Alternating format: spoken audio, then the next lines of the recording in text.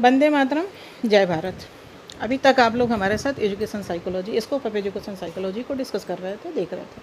Next topic पे आगे बढ़ते हैं कि एजुकेशन साइकोलॉजी किस तरह से एक शिक्षक की मदद करती है या एक अच्छा टीचर बनाने में वो कहाँ तक हेल्पफुल होता है। नो डाउट बहुत ज़्यादा हेल्प करता है एजुकेशन साइकोलॉजी एक व्यक्ति को एक अच्छा टीचर्स में कन्वर्ट करने में, एक अच्छा टीचर बनाने में।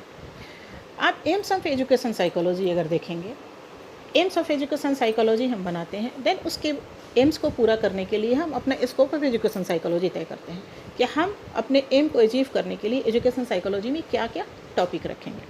ठीक है, उस टॉपिक को हम लोगों ने डिस्कस किया था कि क्या क्या हम टॉपिक रखेंगे।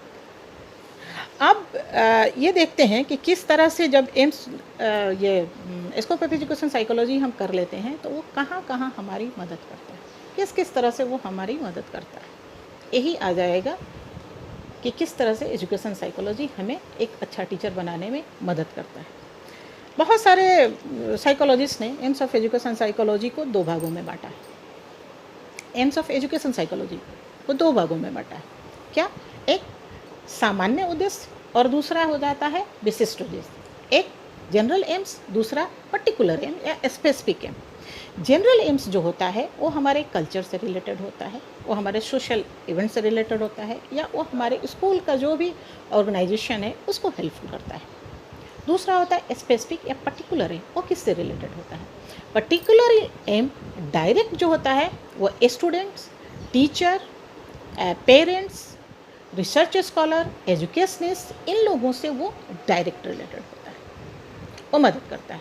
एजुकेशन साइकोलॉजी कहता है कि अगर हमारा एम ये होता है कि हम एक व्यक्ति को एक अच्छा टीचर बना दें तो नो डाउट वो सारी चीज़ें अचीव हो जाती हैं।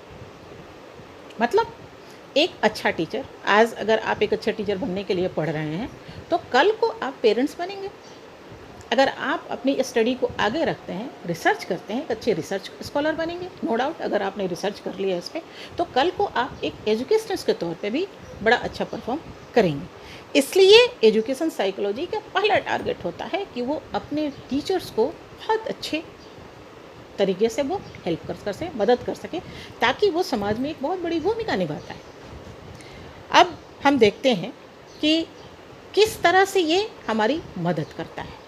जिस तरह से एम्स ऑफ एजुकेशन साइकोलॉजी को हमने दो भागों में विभाजित करके अध्ययन किया, ठीक उसी तरह से आप देखेंगे कि सुविधा करने के लिए कि किस तरह से एजुकेशन साइकोलॉजी आपको हेल्प करता है एक अच्छा टीचर बनाने में, इसको भी दो भागों में बांट दो। आपकी किताबों में बहुत सारे पॉइंट्स मिलेंगे कि एजुकेशन साइकोलॉजी इस पॉइंट पे आपको एक अच्छा टीचर बना सकता है, ऐसे बना सकता है। इस पर आप कंफ्यूज मत होइए। इसको थोड़ी सुविधाजनक के लिए आप इसको दो भागों में बांट करके देखो।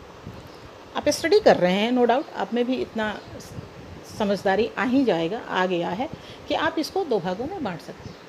एक थ्योरेटिकल एस्पेक्ट्स ले लीजिए और दूसरा प्रैक्टिकल एस्पेक्ट्स ले लो।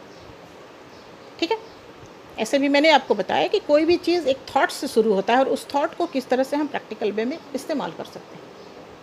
ठीक उसी तरह से हम यहाँ भी अगर हम ले सकते हैं, और जब हम इसको थ्योरेटिकल और ये प्रैक्टिकल में बांटते हैं तो नो डाउट कहीं ना कहीं आप देखिएगा ये कहीं एम्स ऑफ जो